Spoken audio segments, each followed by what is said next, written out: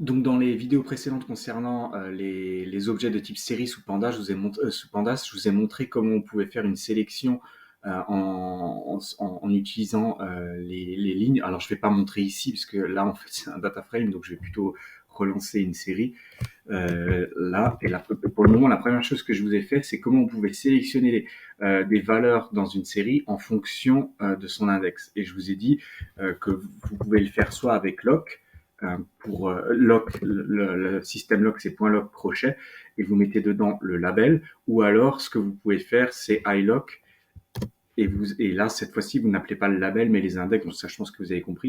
Et donc là, maintenant, la dernière étape qu'on peut faire et qu'on va souvent faire, c'est en fait un filtrage directement sur les valeurs et pas un filtrage en utilisant l'indexage. Et donc, pour faire un filtrage sur les valeurs, c'est comme sur un data frame, on est obligé d'utiliser lock, on ne peut pas utiliser iLock. Pourquoi? Parce que iLock attend à ce qu'on lui donne des nombres entiers, et nous, avec un filtrage, on va lui donner plein de choses, donc ça va pas fonctionner avec iLock. Je pense que vous comprenez l'idée, ça va fonctionner avec ça. Ce que je vais faire, c'est que je vais créer un premier filtre. Par exemple, qu'est-ce qu'on pourrait lui dire? Eh ben, je vais lui dire que je vais l'appeler, je vais d'abord faire comme ça, ser int. Donc là, pour l'instant, je vais travailler sur un objet de type série avec des nombres entiers, c'est pour ça que ça s'appelle int, et je vais lui mettre tout ce qui est, par exemple, supérieur à, je sais pas moi, par exemple, supérieur, je vois que ça va en gros de 601 à 930, je vais lui dire tout ce qui est supérieur à 800, voilà. Donc ça va être mon filtrage. Je vais le mettre dans une variable qui s'appelle filtre. Je pourrais faire autrement, mais moi, je fais comme ça.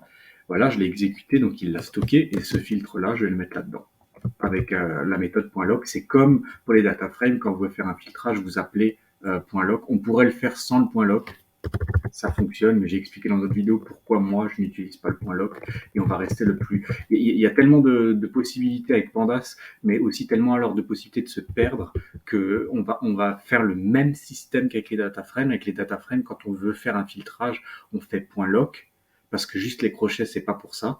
Et donc, enfin, on pourrait le faire, mais ça va commencer à générer un bordel. Donc, moi, je vous conseille vraiment, si vous voulez faire un filtrage, d'utiliser .lock, que ce soit pour un data frame et une série. Si vous imposez un cadre structuré dans la façon dont vous faites vos sélections et vos filtrages, que ce soit sur data frame et série, ça va être beaucoup plus simple d'appliquer ça, beaucoup plus simple à comprendre.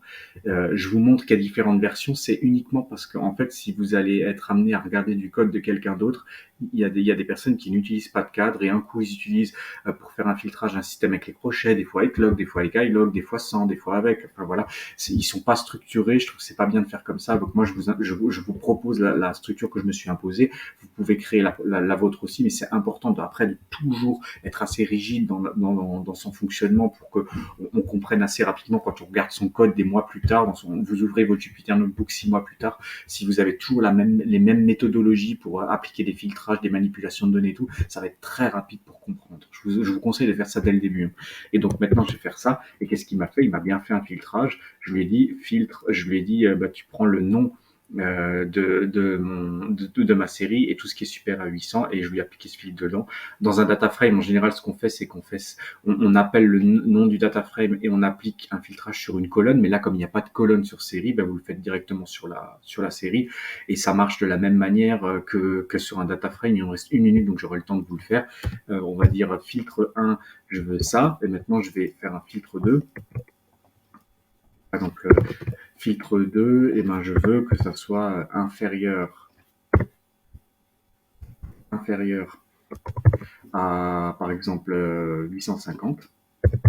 Donc si j'applique maintenant mon filtre 2 ici, il va mettre toutes les valeurs qui sont inférieures. Non, parce qu'il ne me l'a pas pris en compte. Il part sur un autre filtre 2 voilà, là c'est bon, c'est un filtre 2 qui était déjà exécuté plus haut.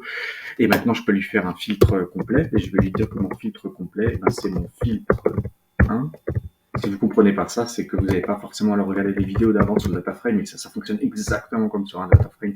Donc là, en gros, qu'est-ce que je fais? Je crée un filtre qui prend en compte 2 types de filtrage, filtre 1 et filtre 2. En gros, qu'est-ce que je lui demande? Eh ben, je lui demande de me sortir tous les valeurs qui sont supérieures à 800 et les valeurs qui sont inférieures à 850. Ça fonctionne ici avec le signe supérieur et inférieur, parce que je sais que je travaille sur des nombres entiers, puisque ma série s'appelle ser_int.